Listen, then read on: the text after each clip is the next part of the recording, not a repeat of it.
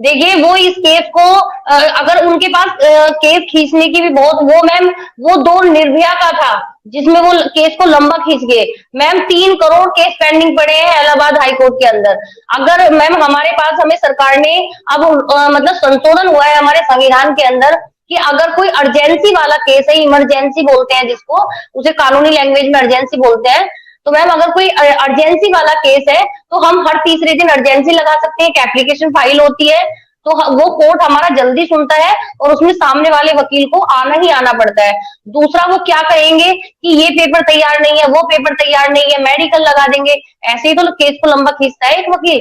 लेकिन इसमें तो ऐसा कुछ भी नहीं है, ना तो सीमा हैदर की तरफ से उन्हें कोई पेपर चाहिए, क्योंकि सीमा हैदर के सारे डॉक्यूमेंट्स ऑलरेडी अदालत के अंदर अंदर जब्त है।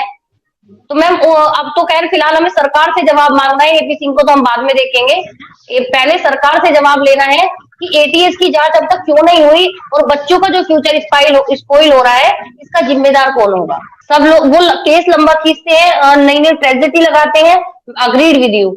लेकिन मैम एक बात बताइए, हर कोई आके हमारे इंडिया के लोग भी, इवन हमारी कोर्ट के अंदर भी हमसे आके लोग ये सवाल कर रहे हैं कि एपी सिंह तो टॉप 10 लॉयर में आता है, एपी सिंह तो ये आता है। लेकिन मैम वो कितना भी बड़ा वकील हो, लेकिन जो कॉन्स्टिट्यूशन है हमारा, जो हमारा संविधान है, वो उसके अगेंस्ट नहीं जा सकता। वो बाहर से कोई धाराएं लाके नहीं लगा सकता या कोई प्रावधान नहीं कर सकता। वो उसी तरह मैम हम भी कॉन्स्टिट्यूशन के बाहर नहीं जा सकते। तो मैम ये वकील ही वकील को समझ सकता है, अदरवाइज हमें लोग डराते हैं इतना बड़ा है, इतना बड़ा है। मैम कितना बड़ा है? वो बिल्कुल आपकी बात सही है साक्षी, वो बड़ा है, वो जज बन के खुद तो फैसला नहीं कर सकता, उसको भी बिल्कुल बिल्कुल वो उसने कानून तो हमारा काम है अदालत को संतुष्ट करना।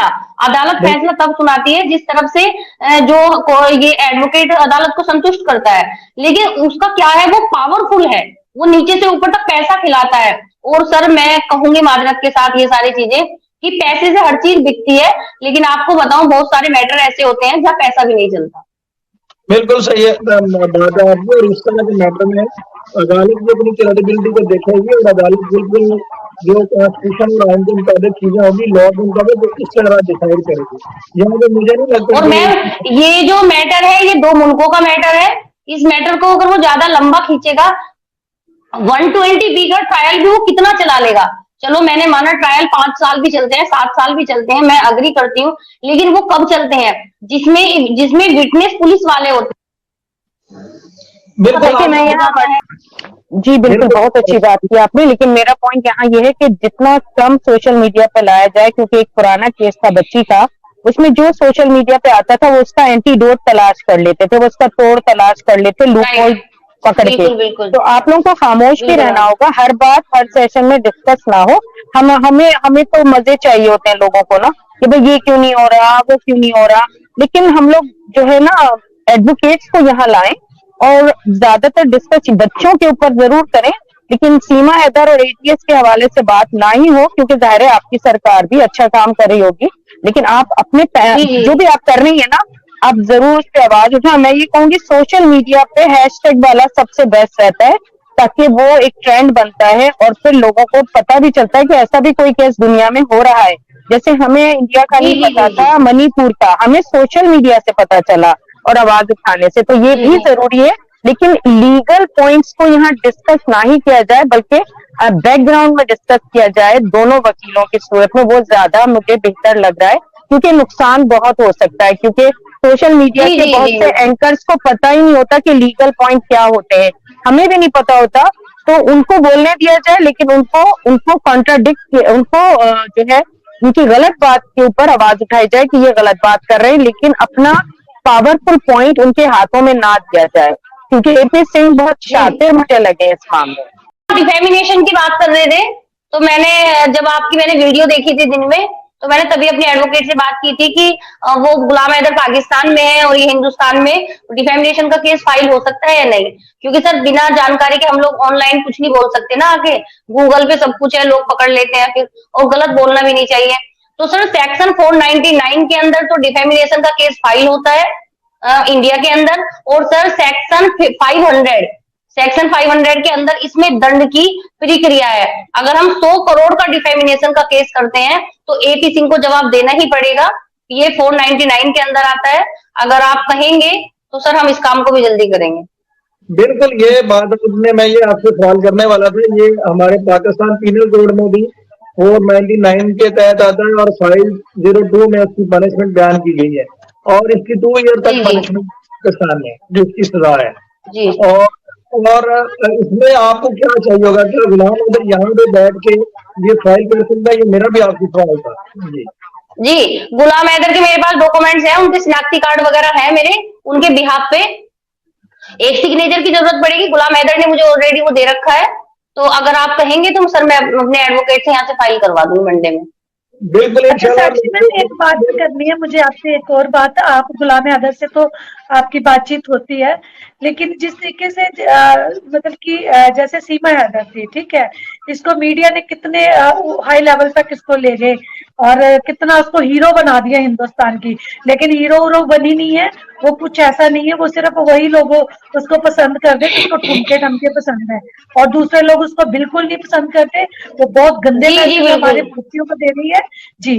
और मैं ये चाहती थी कि जैसे गुलाम हैदर जी हैं, आप उनसे बात कीजिए कि जैसे वो पाकिस्तान आए, चाहे टाइम निकाल के पाकिस्तान आए, पाकिस्तान आके गवर्नमेंट आवाम जो गवर्नमेंट है पाकिस्तान की उनसे भी बात करे, मीडिया के साथ भी बातचीत करे, और वो प्रेशर उनपे मीडिया के थ्रू अगर इंडिया पे भी पड़ेगा, ये चीजें बहुत मायने रखती है कि जब जी मैम, इस बारे में हमारी पाकिस्तान बात में हुई थी। ये जी सबकी जी शिकायत होती है मैम, इस बारे में बात हुई थी, कल ही हुई है और इवन आज भी हुई थी नहीं, दोपहर शिकायत में। नहीं है तो मैम साक्षी मैम, ये जी जी, शिकायत नहीं नहीं है, मैम, ये मैम लॉजिक आपकी है, नहीं कह रही ये मैं, लॉजिक बात है। ऑडियंस सवाल पूछती है।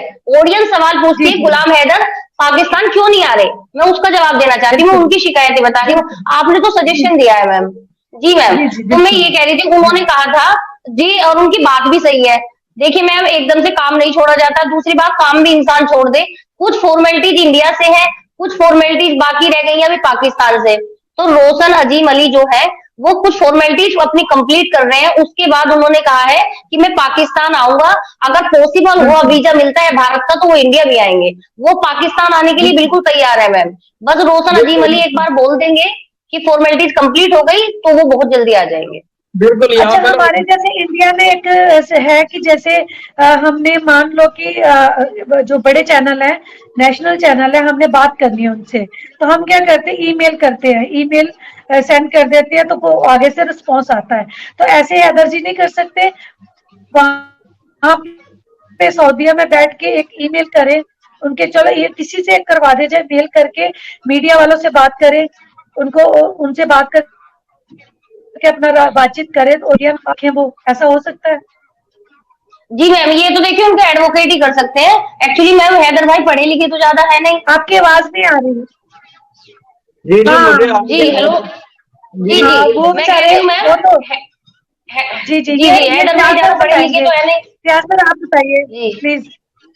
जी जी, मैं यही कह रहा था कि मैं इंशाल्लाह प्लान कर रहा हूँ कल या परसों के दिन में कविता सिस्टर को भी अभी मौका देना था, वो ड्रॉप होगी, दोबारा ज्वाइन करती हैं तो उनको लाते हैं, उनसे सवाल लेते हैं। मैं इंशाल्लाह कल या परसों की डेट में कोई टाइम रख के साक्षी जी आपसे कोऑर्डिनेट करके, और मेरी कोशिश होगी कि आपके साथ और रोशन अजीम साहब के साथ एक लाइव कंडक्ट किया जाए, जिसमें वो उधर सर भी आए, अगर तो जो आपके सवालात हैं उनके जवाब जो है वो रोशन अजीम साहब दें, और जो जो चीजें हैं वहाँ पे जो आपको रिक्वायर है वो लाइव सेशन में डिस्कस हो जाए, ताकि आपको जो भी चीजें हैं वो आगे फर्दर जो आपने प्रोसीडिंग करनी है उसमें आपको आसानी हो। तो इसमें जी जी बिल्कुल। बिल्कुल, तो ये मैं इंशाल्लाह जरूर करूंगा कि आपको रोशन अजीम साहब के साथ एक लाइव कंडक्ट करवा दिया जाए, ताकि ये थोड़ा बहुत जो कम्युनिकेशन गैप है ये बिल्कुल ना रहे, और आप लोगों के लिए मजीद जो आप आगे स्टेप लेना चाहते हैं उसमें आसानी हो। अभी थोड़ी देर तक कविता सिस्टर दोबारा ज्वाइन करती हैं तो फिर उनसे हम सवाल लेते हैं। तब तक इंसाफ सिस्टर, आप कोई साक्षी जी से सवाल करना चाहें तो प्लीज कर लें, या तो बात करना चाहें तो आप कर नहीं डॉक्टर साहब, आएंगे अभी क्या, लाइव आएंगे तो मैं फिर बात कर लूंगी। मगर आप लोगों ने जो मैं सवाल करना चाह रही थी आप लोगों ने कर लिया। मेरा पॉइंट ये था कि जो दोनों वकील है ना, दोनों तरफ के, जैसे अब साक्षी काम कर रही है, उनके वकील हैं कोई जो हाई कोर्ट में है, साक्षी तो स्टूडेंट है ना, और वो पूरा कोशिश कर रही है बहुत अच्छे कॉज पे, और पूनम भी। तो मेरा बस यही पॉइंट था कि दोनों मिलके बैठेंगे ना, दोनों तरफ के, तो फिर ये स्ट्रेंथ आएगी इस केस में। क्योंकि हमने जो अब तक देखा है, हम तो बाहर लेमैन है, तो हम लोग ने अब तक जो भी केसेस देखे हैं उसमें यही होता है कि वकील तरफ क्या कहती है उसे आप साक्षी डिफेंडेंट हुए वो जो है एपी सिंह क्या हुआ जो हम Accused। मूवीज में अक्यूज का वकील, जी वो अक्यूज का वकील है जी। तो उसको क्या कहते हैं डिफेंडेंट हम जी जी जी जी, वो सीमा यादव को डिफेंडेंट कर रहे हैं। जी मैम। डिफेंडेंट है ना, तो वो जो है वो पूरी मैम। कोशिश करते हैं लंबा च्युइंगम की तरह खींचने का, उन्हें कोई दर्द कोई दिल में पेन नहीं होता उनके जो दूसरों लेकिन के दिलों में होता है।